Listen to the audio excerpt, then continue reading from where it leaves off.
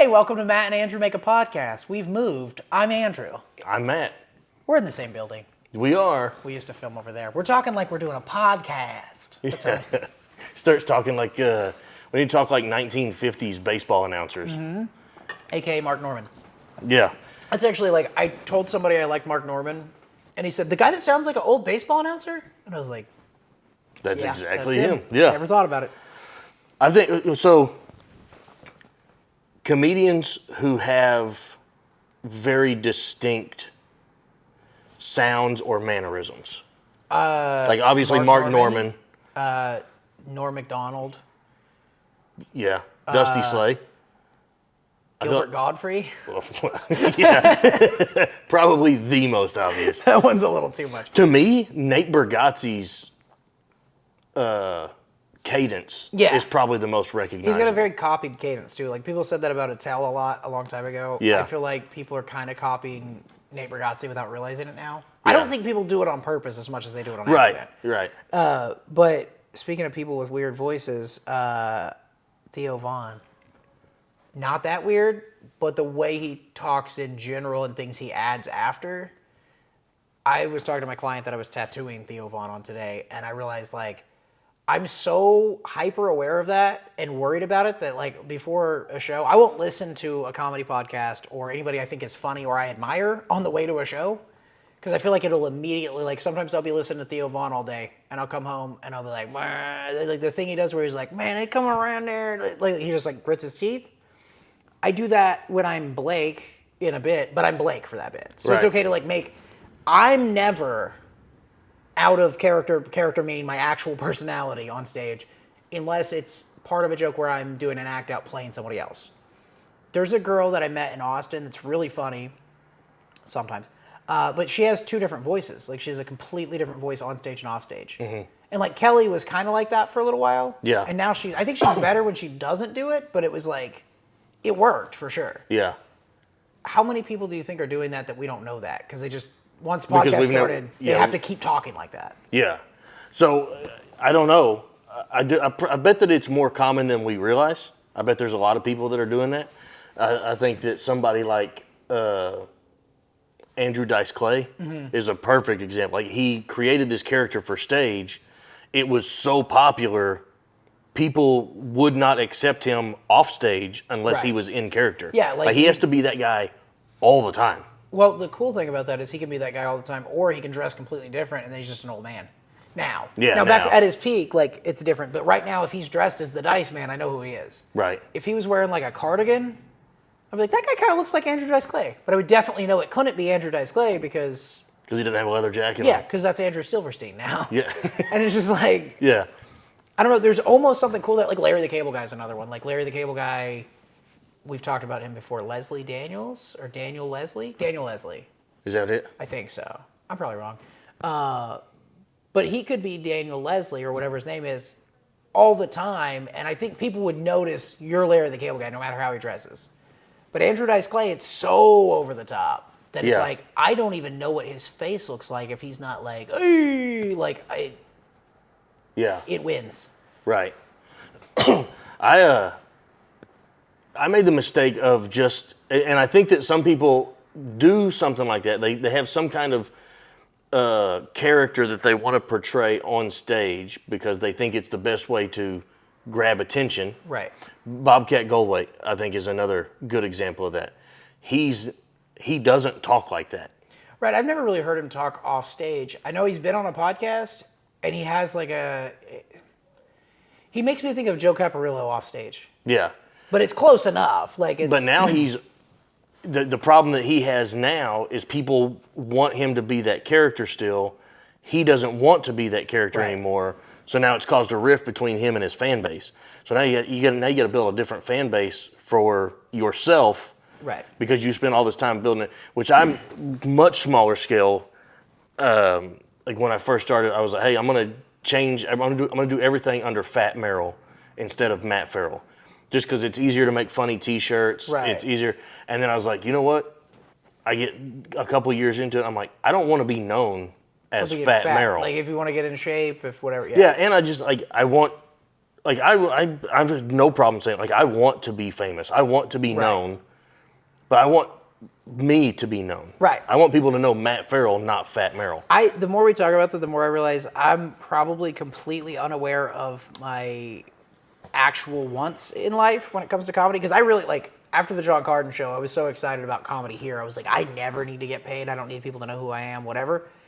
And then not long after that, you said that one of your friends, or somebody that came here for you, I don't even know how well you know him, Yeah. said, I want to see more of Andrew. And I was like, I love that. Yeah. Like, I was like, Yeah. oh shit, I get it. But like, I think getting recognized for comedy is fun, where my whole life's been tattooing, and getting recognized for tattooing fucking sucks. Like, it's really annoying. Yeah. And it's like, it's cool, you recognize me and you like what I do, but we can't stop there. Where with comedy, we can stop there. You can go, hey, I like what you do. Keep walking. Right. Like, people might want a picture if you're really good or whatever. Yeah. But I think when you get Mark Norman and up, maybe it becomes a problem. But Well, here's the issue that I have is, like, I'll try to post something on social media, and everybody immediately thinks that It's time to be funny. Yeah, that you need to be funny or whatever. Right. Like, that gets old. People in conversation with me think that they have to try to be funny all the time, and I'm like, hey, like, we can just be cool. Yeah. Like, you don't have to try to. First of all, what you're saying is not that funny. well, You know, and I'm not famous yet, and Right. I But have people that just know what issue. you do. Right.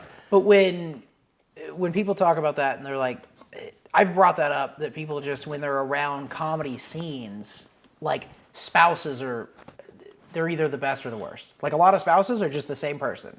Yeah. But some of them are like, well, he's getting attention, I want attention. Yeah. And then they're trying to be funny so much that, like, I think trying to be funny is hard to watch, and that's why comedy is such a hard thing to do, is because you're trying to be funny, but you're trying to be the same funny you are off stage and make it in a presentable, repeatable way on stage. You're not trying to be funny like, you're not trying to go from my actual personality, I am a funny person, to I'm super funny. You're just trying to take what you do and make it where it's relatable on stage and people can get it. And making jokes that everybody will get rather than the kind of jokes you normally make. Where, like, somebody that's not funny at all should just admit, I'm not funny, but I'm pretty, I'm smart, I'm fast, I'm tall, whatever your things are. Everybody's got a thing. Yeah. Usually people that are funny are lacking a lot of other shit. That's the Right. one thing they have. But, like, at Bricktown, you'll have spouses that are annoying as fuck. And then you have some that are cool as fuck, too. Like, obviously, there's a couple I'm like, I'm glad you're here. Like, there's a Right. couple of people I'm like, bring your wife every time. She's cool. Yeah. In line, it's even worse. If you're waiting to see a show, you can tell. First off, you can tell how big the comic is by how the people are dressed. If they're all dressed the same, that comic's fucking got a tight demographic, but they're killing it. Yeah. Big J. Okerson, everybody's dressed the same. Sam Morril, everybody's dressed however, but he's got a wider fan base. Right. But everybody in line universally is trying so hard to be funny that I like to show up slightly late. Like, I don't want to be in that line. Right. Like, I'm just like, I'm out. Like, if doors open at 7:30, I try to get there at 7:30 if it's a smaller name. Doors open at 7:30, show starts at 8:30.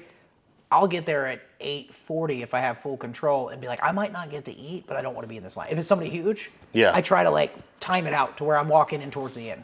Because if I'm waiting in line, I'm fucking frustrated by the time I get in there. Yeah. Like, I mean, also, it's like the repeating memes to, like, taking credit for them thing. Like, people don't think of it as taking credit, but if I go, I can't even think of a meme right now, but if I just tell you something I read on a meme this morning and I just don't say it as a meme, I am trying to trick you into thinking I came up with it, whether I'll admit that or not. Right. So that's why I'm so cautious about it. I go, oh, this one guy had a great joke. This is his name, or I can't remember his name, but I heard this joke one time. I think it's Mitch Hedberg. I always, like, before I say it, not Yeah. after. Because I don't want anybody to think I'm trying to fucking, even if it's not a stolen joke, like, I don't want credit for anything I didn't come up with. Which is, I hope, good. For sure. And I also think that that's a bigger fear for comedians now than it's ever been in the past. Oh, yeah. Just because everything is on the internet, it's all out there. It's so easy to have just heard something and think that you came up with it. So I think people are hyper aware of it and try to compensate for that, but by doing. I'm not sure where I heard this, but and then and then you give the information or tell the joke or whatever. But yeah, you're right. It's telling a meme you are trying to take credit for the laugh. Right. You like, if somebody says, oh, did you see that meme? Or I saw that meme too, and they admit to it, like, whatever. But what they were trying to do is take credit for the laugh. And I know a lot of people that, like, they literally will go on Reddit and collect jokes and memorize jokes. And, like, that's how like, street jokes, that's fine. Like, anything that starts with two blank walk into a something. Like, or there's a rabbi, a priest, and a little boy. And you're like, whoa, where's this going? Yeah. Anal sex. Yeah, for sure. For sure. Those, all three of them. It's a weird train. The curly things are a problem. No, it's like, see them but, girls swinging. they're just swinging. But no, it's like stuff like that. Like, that's okay and it's different. But like in today's culture and how things work, it's like you're not gonna call people out for it unless they're a comedian, and then you're gonna fucking ream them for it. But like you said, it is easy to do on accident. Yeah. And when I first got into comedy, I was the worst about this. I would leave a show, I'd be like, that guy stole this joke, this joke, this joke. I've heard 4 people perform the same joke.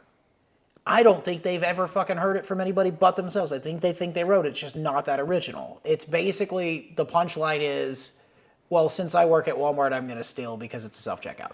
Like, that's however you end it. Yeah. That's the message. There was one guy, he said, man, I'm over there ringing up oranges. And I realized, well, shit, I'm paying for these oranges so that, like, the orange doesn't cost this much. Walmart's profiting, but they have to pay an employee, but now they don't. They're paying me, so I should take a couple oranges. And then another guy's like, so I was buying some floor cleaner. I was like, dude, I bought 1, but I got 5. Like, it's the same thing, but it's not. Yeah. And I would watch people and I'd be like, dude, that guy stole that joke. And then I realized, like, after doing comedy for a while, especially after the thing where I had a similar joke to Mark Norman, and I was like, aw.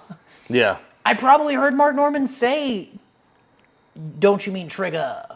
And then I heard the kid's name, Trigger, and I was like, can I call him that because he's black? Or should I say Trigger? It's not the same joke. I don't think I stole it. I think even if I did it knowing he had it, it's not technically joke theft, but it's such a close line, I'm trying to steer way away from that line. Right. Also, like, nobody's going to have shit about squirrel racism and, like, I think you're safe there. Nobody else is thinking about that. I think my dog versus penis bit is like almost unstillable. Like, Yeah. like those really come from up here.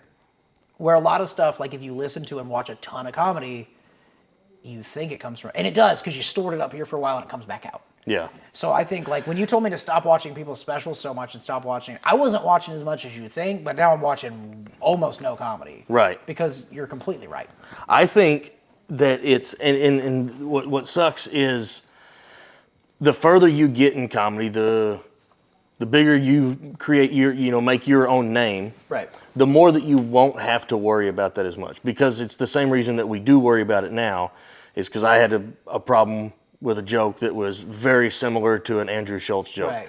I know that I started telling that joke before I knew who Andrew Schultz was. Right. So I know that I didn't steal the joke. It's a very easy, It's like it's a very easy topic. Yeah. Yeah. But it's But good. I immediately knew he's bigger than me. It doesn't matter the timeline. Right. It's his joke. I can do the joke, but don't put it on a special. Right. Right. Which is why I quit. Like, every once in a while, I'll tell that joke if I'm doing like a small bar show or something. I just need to fill some time. Like, I'll still throw that joke. But if I'm in a comedy club or someplace that I know that everybody here are big comedy fans, I won't tell that joke because I don't want somebody to go, oh, hey, I heard somebody else do that joke. It's so easy to fucking, like, have people label you as if you stole a joke because of that. Right. But at the same time, I think most people, the more I get into comedy, the more people I meet, the more I realize most people are pretty charitable with accusations. They're kind of like, okay, I've been there before. Like, the people that matter. Right. Like, Marty's never going to accuse me of stealing a joke. Marty's going to come up to me and be like, hey, just so you know, Mark Norman and you have a very similar joke, and I don't think it's the same, but I think you might want to at least watch the joke and see if you think you should cut it, and leave it to me. Right. Where somebody that's been doing comedy 6 months that's just really aggressive and into it, they're going to go, you're a joke thief. They're not going to say you're a joke thief. They're going to tell everybody in town you're a joke thief. I only know one person personally that I am almost 100% positive is stealing jokes word for word for most of the material. Mm-hmm. And that guy, I was looking to help him figure out if he had really stolen a joke or not because he was like, well, there's no way I stole it, but just in case, can you tell me what joke? And I tried to help him out, and I was like, then I watched Mark Norman. And like Mark Norman live, not stuff that's on a special, but probably is on YouTube somewhere that I just haven't seen.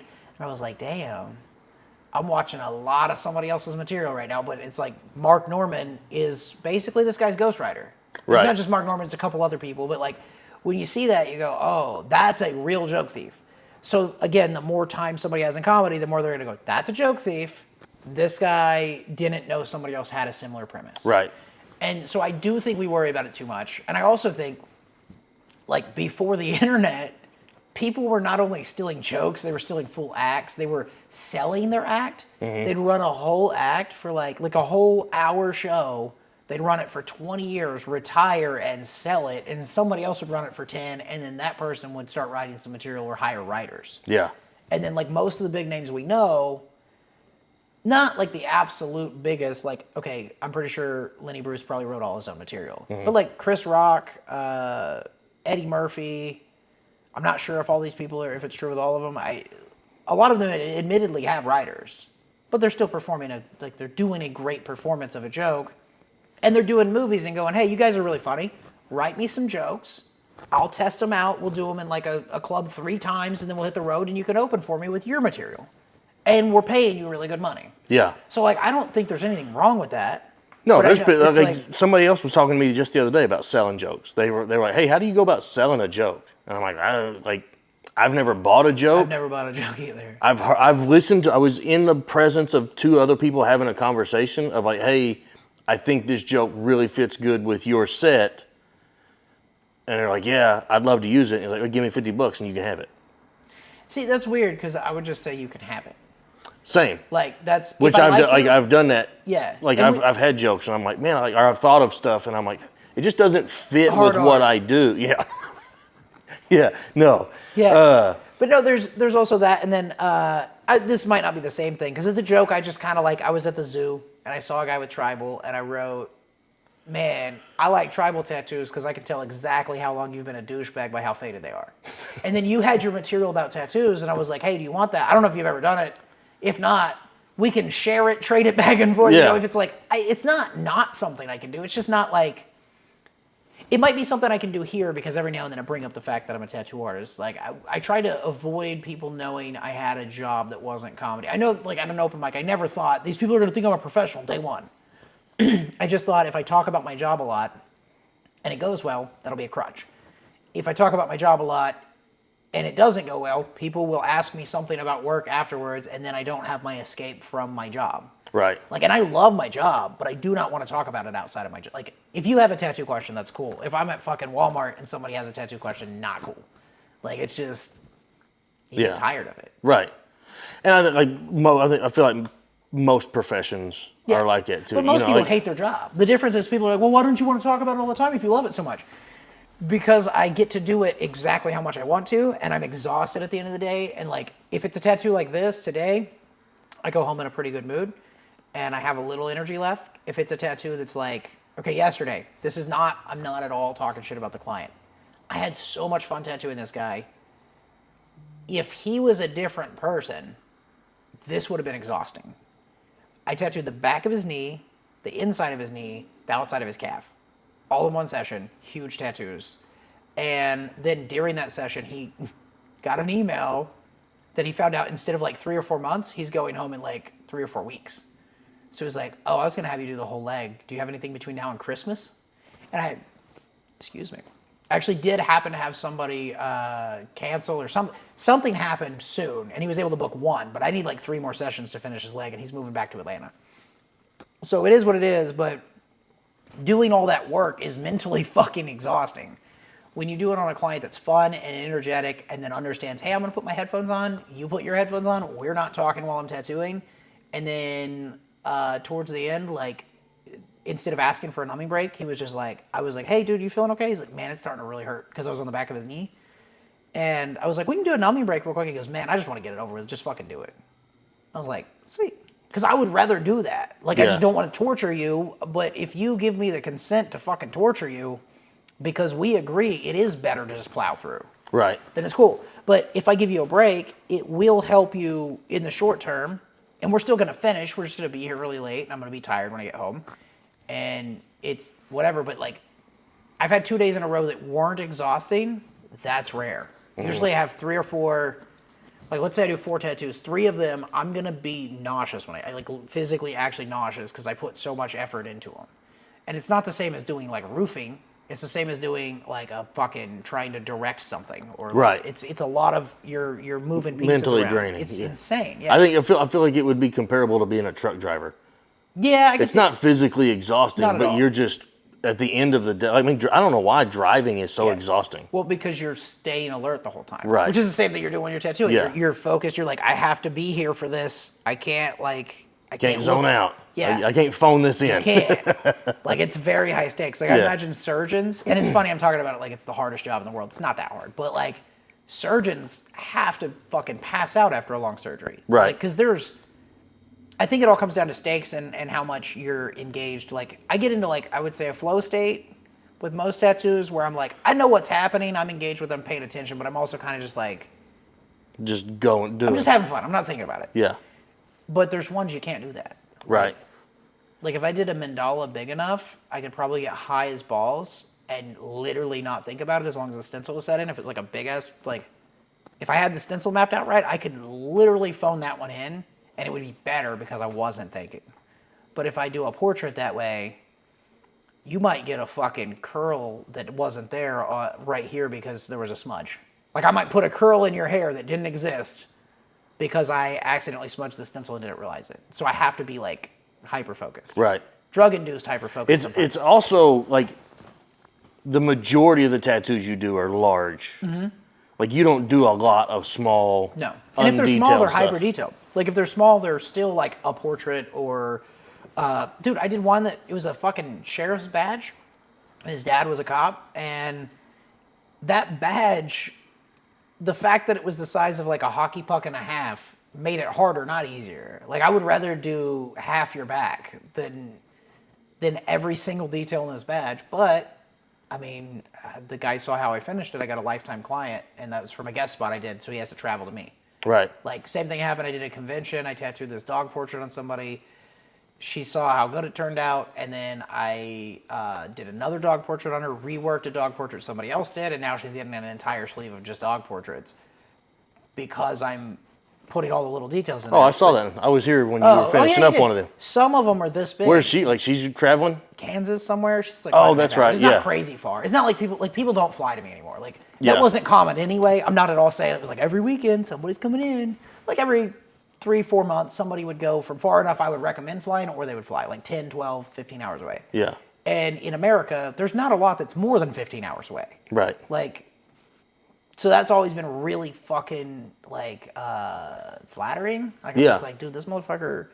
But it's not because I have good online advertising or whatever. It's like I tattooed him one time somewhere I was. Yeah.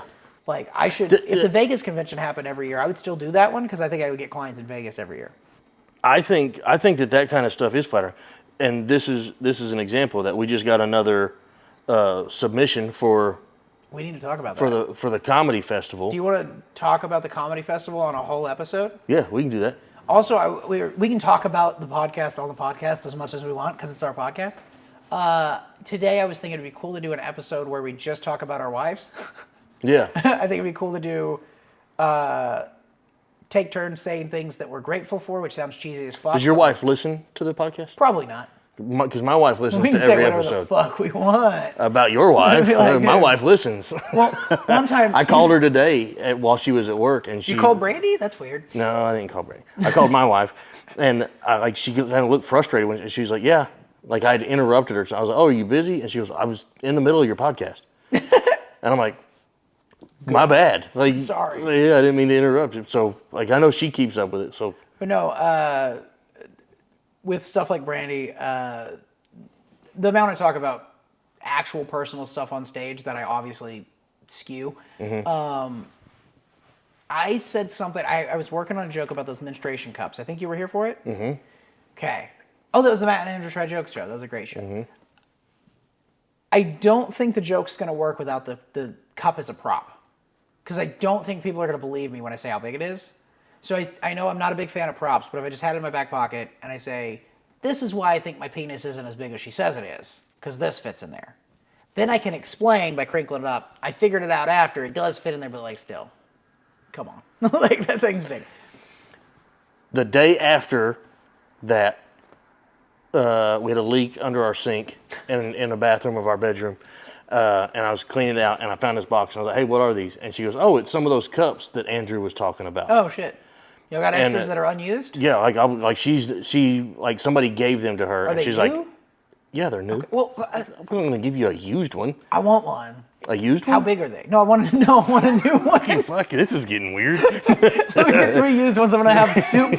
I'm going to eat little tiny bowls of soup. And they have a cool string on the bottom. I can hold them. She told me, she goes, I don't know if those are exact. I said, oh, she was like, I'm not going to use those. Right. And I said, well, I'll just give them to Andrew. He's talking about using one. And she goes, I don't know if it's the exact same as like what he's wanting to use it So for. there's a disc, there's a cup, there's a whole bunch of shit. I'll bring them to you if you want them. The point You is, can use it. we were at the green room at the Vasca, and John's there. And so it's who was in the room? Ryan LaPointe. Mm-hmm. I was talking to John Carden, one of my favorite comedians alive. I was talking to John Carden about regular shit. And then Ryan goes, oh, it's kind of like, you know the other day when you said your wife had a blown out vagina? I said something like that on stage. My wife got mad at me. Your wife's cool. And I was like, I never said she had a blown out vagina. But now I have to explain this away because she's here. Like she's standing there. And then, or no, she wasn't. I remember I was like, I felt like she was standing there because John wasn't paying attention to this conversation by the time it got there and then popped up. And I was like, oh my God, now he's thinking about my wife's blown out vagina. So I was like, no. To clarify, I said, on stage, what I said was, I'm surprised this thing fits because she doesn't have a blown out vagina. And he said, that's not what I said when I was talking. He's just like talking shit about his wife's vagina. But I was like, even if I did say that, like she doesn't, I do think there's an extent where people would be like, okay, Yeah. chill. Like if you're a female comic and your husband's got a normal sized dick or even a huge dick and all you do on stage all day is talk about his tiny dick, eventually he's gonna be like, okay, chill. With the cup thing, I never even thought about the angle that it seems like my wife's vagina is actually big. The joke in my head was, I'm so dumb I didn't understand how she put it in. Now we're cool. Yeah. But I didn't realize if I don't finish the joke, it's just a huge vagina joke. And I'm like, all right, I don't know if that's worth working on. That's a lot of work. But like, I like talking about people I know and care about on stage. I also like I've seen you do it too. Like you go, oh, you know Wayne, he's always sending me these silly videos. And then sometimes you'll change it to Derek or whoever's around. And if Wayne's not in the room, it'll be me. If Wayne is in the room, it's Wayne. If I'm not in the room and Wayne's not in the room, I imagine it's somebody else. But Yeah. kind of like Somebody that somebody on the the audience show. is going to know. Yeah, and that's fun. But I do the same thing with like the, okay, the other day I did the joke about a finger in my butt. I think I said, my friend Matt's always trying to convince me I should have my wife put a finger in my butt. I might have just said one of my friends. I don't know. But usually in my head I go, it's better if I make it somebody that somebody in the room knows who is. If you get really famous in comedy, and some of your friends do too, why don't we hear more like Bert and Tom, you get it. Yeah. But why don't we hear like Sam Morril referencing Mark Norman on stage ever? I don't know. Like, I feel like they do so much shit together. It'd be funny to like, he's like, oh, well, my friend Mark, and then half the audience or better is going to be like, that's Mark Norman. Mm-hmm. Joke still stands the same way without it, though. Yeah. Why don't I hear that all the time? I like that I don't hear it all the time because it makes me feel like we're unique for doing it, but I didn't start doing it because you were doing it. I was already kind of doing it. Yeah. I did it with my father-in-law. I have a joke about my dad and how he became a health nut and lost a bunch of weight and all that. And I just shifted that over to my father-in-law because my father-in-law was in the room. Right. And I thought it'd be funny to have a joke about my father-in-law going to the doctor. Yeah. So in my head, that's just what you do. Mm-hmm. But when I watch other people's comedy, now I realize, like, I can't remember a time where I've seen that except Bert and Tom. But they're all in cliques. Yes, but I also, I think that Bert and Tom are closer than any of the other guys are. I feel like Sam and Mark are, like, pretty darn close. And then like I Big would- J and Dan Soder are pretty close. Yeah, you would think so, but I can't imagine them doing what they do and never referencing each other if they're that close. Right. I guess it makes sense that they're like, okay, we're close for our public persona. We're close because it benefits us for podcast. We see each other every couple weeks, but we make it look more frequent because when we see each other, we can film 5 things. Right. That makes sense. Like, it's like if we hang out with somebody and they never reference their wife, I just assume they probably don't have a great relationship. Right. That's why. But like you and your wife and me and my, like, we have great relationships with our spouses, so we bring them up a lot and we use them, you know, in conversation.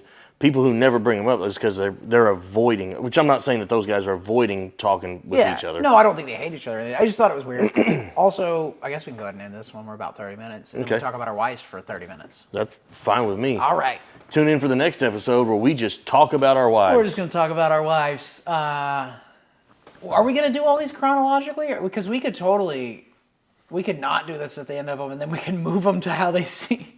Yeah, that's fine Why too. are we talking about this right now? Hey, I've been because Matt, and that's Andrew. No, true story. heard that.